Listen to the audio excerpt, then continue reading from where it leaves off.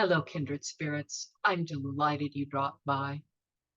Last time I was talking about how none of us is ever really alone, even if we're smack dab in the middle of a wilderness somewhere. There are beings right by our side. Some call them angels, others call them spirit guides. I use that for reference, but I'm not really hung up on labels. And I want to talk to you about spirit guides and what they are and what they can do for you, provided you know to ask and call on them.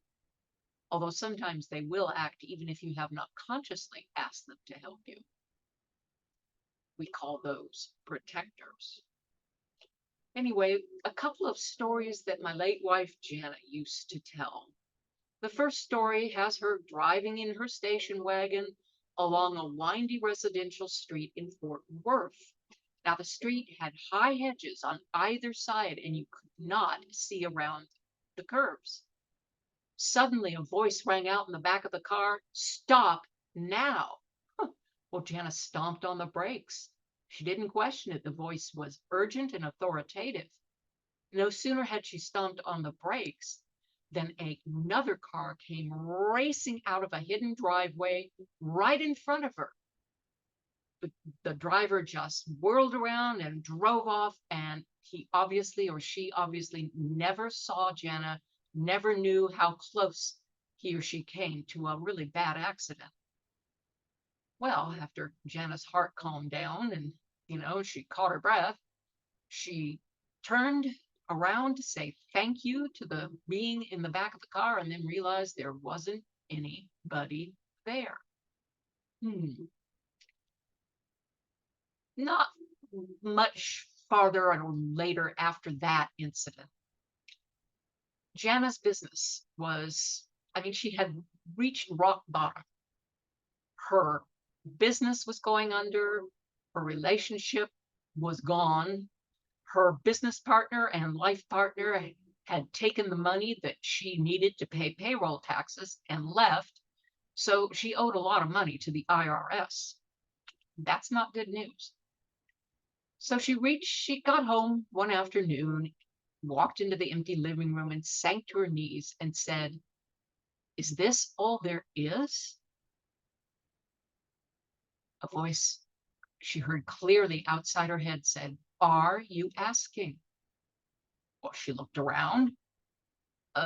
Is that you, God? The voice laughed gently and said, "Not hardly." Well, in Jana's conservative Christian upbringing, that left only one other possibility. "Are you the devil?"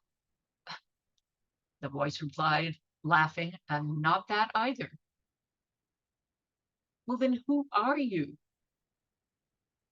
What are you?" "Are you asking?" the voice said. And Jana said, "Yes, I guess I am." And the voice began to talk to her. That voice introduced himself as Yaki, her spiritual growth guide. Yaki introduced her to her other guides, among whom is a character named Monta. He was her protector, her healer, and her jokester. He was quite a multitasking guide there. And he talked about the roles the guides play with her and what they are and God's love for her. It was, Jenna said, an amazing time. She lost complete track of time because when she finally came back to her waking consciousness, her knees and legs were aching and it was dark outside. So, yes, everyone has spirit guides. You are never alone. But here's the deal: you have to ask them for help. Usually, sometimes Monta tended to overstep his boundaries, and probably it was Monta who yelled out, "Stop now." But they are there to help you. You are never alone. And if you develop a relationship with them, they can be your best friends, helpers, companions, but they will never, ever tell you what to do or how to behave or what to believe. They will offer suggestions and options, but they don't run your life.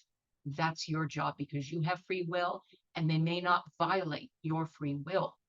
That's a tenet of being a spirit guide is you do not violate the person's free will. The issue here is obvious. If they don't have physical bodies, you can't really sit down with them over a cup of coffee for a chat. So, how do you connect with your spirit guides? Well, you use what I call soul senses. Other people call them psychic senses, intuition, hunches, that sort of thing. I'm really not hung up on the label. But next time and in future videos, I will go through what these soul senses are and how they work and what you use them for, because believe me, it's not for fortune telling. I'll say this right now, and I'll say it many times. Trying to predict the future is pointless in a multiverse based on free will. So until next time, kindred spirits, vaya con Dios.